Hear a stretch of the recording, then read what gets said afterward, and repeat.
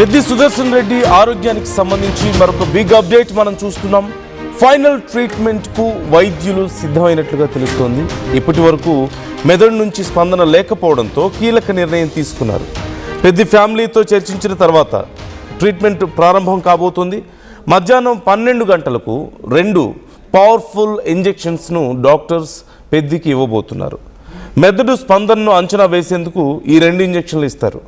ఇంజెక్షన్లు ఇచ్చిన 4-5 గంటల లోపు మెదడులో స్పందన కనిపిస్తే నెక్స్ట్ ట్రీట్మెంట్ కొనసాగుతుంది. ఒకవేళ మెదడులో ఎలాంటి కదలిక లేకుంటే ట్రీట్మెంట్ స్టాప్ చేస్తారంటూ చెప్తున్నారు. పెద్ది ఆరోగ్య పరిస్థితిపై ఇప్పుడు ఉత్కంఠ పెరుగుతోంది. పెద్ది కోసం స్పెషల్ కేర్ తీసుకుంటున్నారు కేసీఆర్. ఎప్పటికప్పుడు డాక్టర్లతో కూడా మాట్లాడుతున్నట్లుగా మనకు సమాచారం అందుతోంది. మరోవైపు మరింతమంది బీఆర్ఎస్ నాయకులు అక్కడికి చేరుకుంటున్నారు.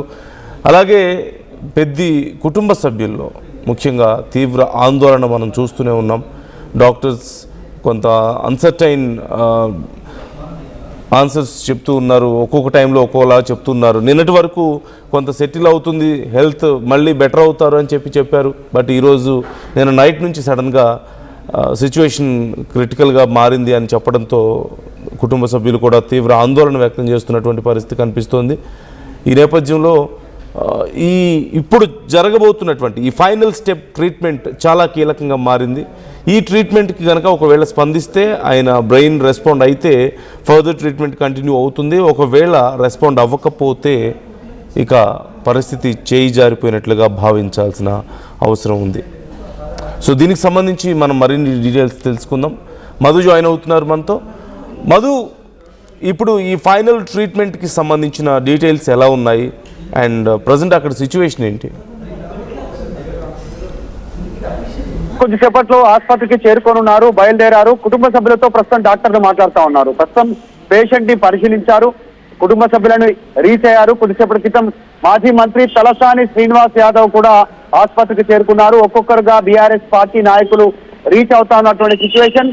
చాలా క్రూషియల్ కండిషన్ లోకి పెద్ది సుదర్శన్ రెడ్డి ఆరోగ్యం చేరింది. 72 గంటలు దాటినా కూడా బ్రెయిన్ నుంచి స్పందన లేకపోవడంతో చివరి ప్రయత్నంగా అత్యంత ఫైనల్ ట్రీట్మెంట్ గా ఒక 2 ఇంజెక్షన్లను డాక్టర్లు సజెస్ట్ చేసినట్టుగా తెలుస్తా ఉంది. కొంతమేర కొన్ని నిమిషాల గ్యాప్ లో 2 ఇంజెక్షన్లు ప్రస్తుతం ఇవ్వనున్నట్టుగా సెలైన్ బాటిల్ ద్వారా ఆయనకు ఇంజెక్షన్ చేయనున్నట్టుగా డాక్టర్లు కుటుంబ సభ్యులకు సూచించారు. కాకపోతే ఆ ఇంజెక్షన్లు ఎట్లాంటి సిచ్యువేషన్ లో ఎట్లాంటి క్రూషియల్ టైంలో పనిచేస్తాయనేటువంటి దానిపైన అనేక రకాలైనటువంటి ఒక అభిప్రాయాలు ఉన్నాయి.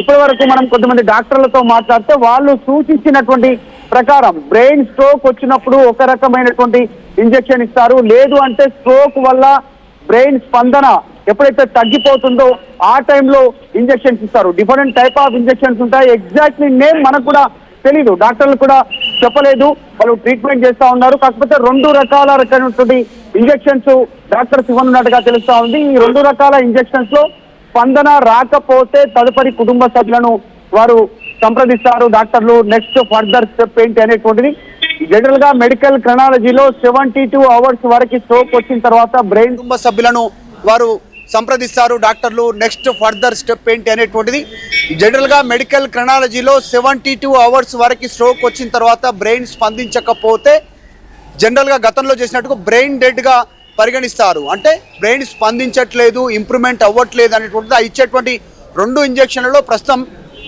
బీపీని పెంచేలాగా, తర్వాత నొప్పిని తగ్గించేలాగా, బ్రెయిన్ లో కదలికల కోసం దీనికి సంబంధించినటువంటి ఇంజెక్షన్స్ అని చెప్తా ఉన్నారు. అయితే ఈ ఇంజెక్షన్సే అత్యంత కీలకం. 2 ఇంజెక్షన్లు యూకే డాక్టర్ల సూచన మేరకు 72 గంటలు గడిచిన తర్వాత వాళ్ళు ఇప్పుడు ఇంజెక్షన్స్ సజెస్ట్ చేస్తా ఉన్నారు. ఆల్రెడీ ఫ్యామిలీతో ఒకసారి డిస్కషన్ అయింది, ట్రీట్మెంట్ చేస్తున్నారు. ఐసీయూలో జరుగుతున్నటువంటి ట్రీట్మెంట్కి సంబంధించి ఇంజెక్షన్లు ఇచ్చే ముందు కూడా డాక్టర్లు ఫ్యామిలీ మెంబర్స్కి ఇన్ఫర్మేషన్ ఇచ్చారు. వర్కింగ్ ప్రెసిడెంట్ బీఆర్ఎస్ పార్టీకి సంబంధించి కేటీఆర్కు ఇన్ఫర్మేషన్ ఇచ్చారు. కేటీఆర్ కొద్దిసేపట్లోనే యశోద సికింద్రాబాద్ ఆసుపత్రికి చేరుకుంటున్నారు. అత్యంత కీలకంగా భావిస్తా ఉన్నారు బీఆర్ఎస్ పార్టీకి సంబంధించిన నాయకులు, కుటుంబ సభ్యులు. పెద్ది సుదర్శన్ రెడ్డికి సంబంధించినటువంటి ఆరోగ్యం పైన ఒక్కొక్కరు లీడర్లు చేరుకుంటున్నటువంటి సిచ్యువేషన్. ఆసుపత్రి వద్ద కాస్త తాకిడి పెరుగుతా ఉంది, నాయకులంతా అవుతా ఉన్నటువంటి సిచ్యువేషన్ అయితే కనిపిస్తా ఉంది. అయితే పెద్ది సుదర్శన్ రెడ్డి ఆరోగ్యానికి సంబంధించిన విషయంలో ఆందోళననే ఉంది. కుటుంబ సభ్యుల్లో కానీ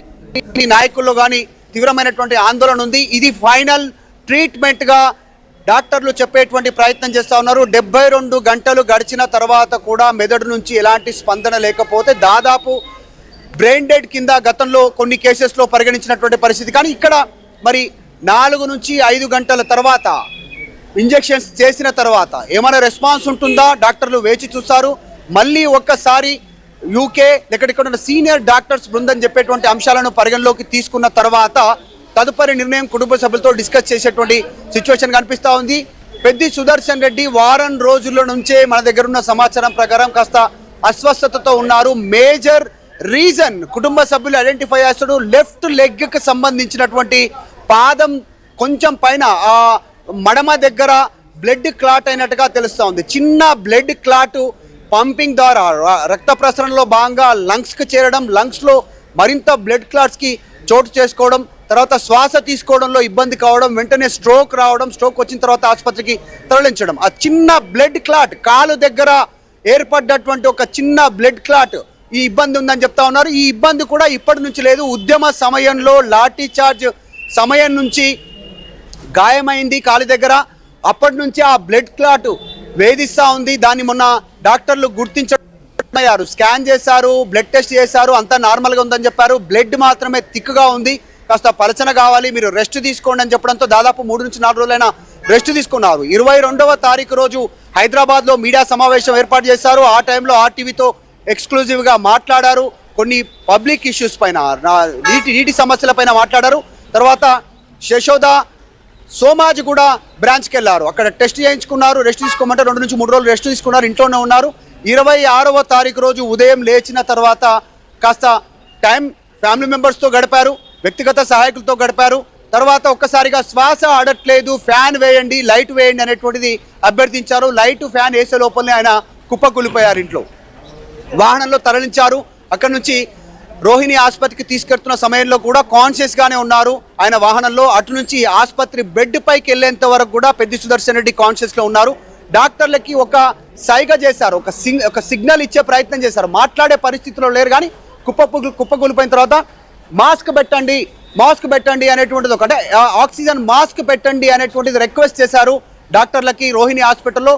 తర్వాత నుంచి ఆయన కాన్షియస్లో లేరు. దాదాపు కోమా స్టేజ్కి వెళ్ళినటువంటి పరిస్థితి. అటు నుంచి ఇక్కడ వరకు హైదరాబాద్ వరకు జర్నీ అంతా మనం చూసాం. గ్రీన్ ఛానల్ కానీ బీఆర్ఎస్ నాయకుల సపోర్టివ్ కానీ, కేసీఆర్ రావడం, కేటీఆర్ అరెస్ట్ మద్దతు తెలపడం, బీఆర్ఎస్ పార్టీ నాయకులు రావడం, కుటుంబ సభ్యులని సముదాయించడం, ఇదంతా ఓకే. కానీ ప్రస్తుతమే అత్యంత క్రూషియల్ స్టేజ్. మధు, ఇప్పుడు నెక్స్ట్ కొన్ని గంటలు చాలా కీలకం కాబోతోంది అంటున్నారు. అండ్ మీరు చెప్తున్నట్లుగా కొన్ని ఇంపార్టెంట్ ఇంజెక్షన్స్ ఏవో ఇవ్వబోతున్నారు అంటున్నారు. సో నెక్స్ట్ ఫ్యూ అవర్స్ ఏం జరిగే అవకాశం ఉంది? ఇప్పుడు అంటే ఎలాంటి ట్రీట్మెంట్ అందిస్తున్నారు, ఏం జరగబోతోంది? అండ్ ఇప్పుడు అక్కడ సిచ్యువేషన్ చూస్తుంటే చాలామంది బీఆర్ఎస్ నాయకులు రావడం కానీ, లేదంటే కుటుంబ సభ్యులు ఆందోళన కానీ చూస్తుంటే ఈ ట్రీట్మెంట్ సక్సెస్ రేట్ ఎలా ఉంది? అంటే డాక్టర్స్ ఏమైనా చెప్తున్నారా? ఛాన్సెస్ ఎంతవరకు ఉన్నాయనే డీటెయిల్స్ ఏమైనా అందుతున్నాయా మనకి?